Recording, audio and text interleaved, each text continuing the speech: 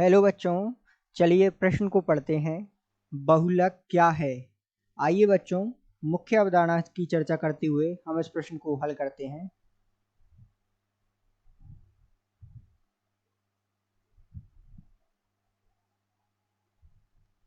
तो सबसे पहले यदि हम बहुलक को समझें कि बहुलक क्या होते हैं, तो जैसा कि हम जानते हैं कि बहुलक जो है,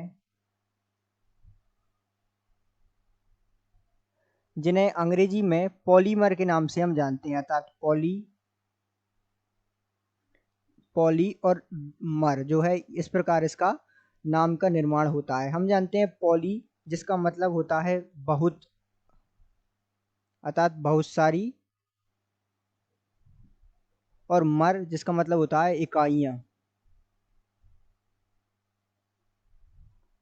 अर्थात बहुत सारी इकाइयों से किसका निर्माण होता है? बहुलक का, जिसे हम पॉलीमर के नाम से जानते हैं। यदि हम इसकी परिभाषा समझें, तो जब बहुत सी छोटी छोटी इकाइयां आपस में संयुक्त होकर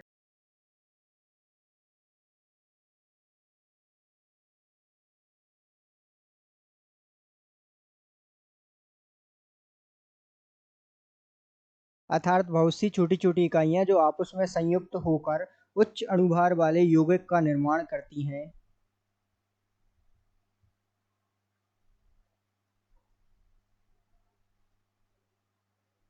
अर्थात उच्च अणुभार वाले यौगिक का निर्माण करती हैं, तो इन यौगिकों को क्या कहते हैं हम?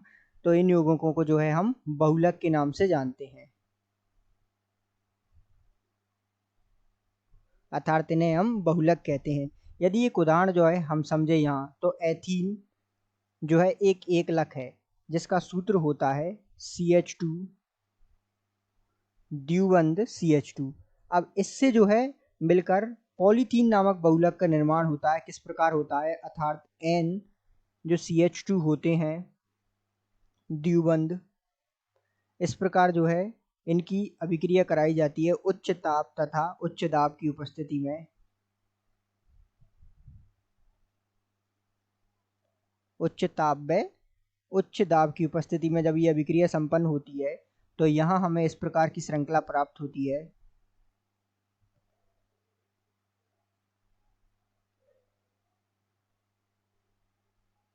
तो ये जो है हमें क्या प्राप्त हुआ बहुलक के रूप में? पॉलीथीन, अर्थात बहुत सारी एक लक से मिलकर जो है बहुलक का निर्माण हुआ, जिसमें एक लक कौन है? एथीन, और बहुलक का नाम क्या है? पॉलीथीन। तो इस प्रकार जो है बहुलक का निर्माण होता है। तो इस प्रकार जो है आप बहुलक को उदाहरण द्वारा और परिभाषा द्वारा समझ सकते हैं। आशा करते हैं आपको समझ आया होगा। धन्यवाद।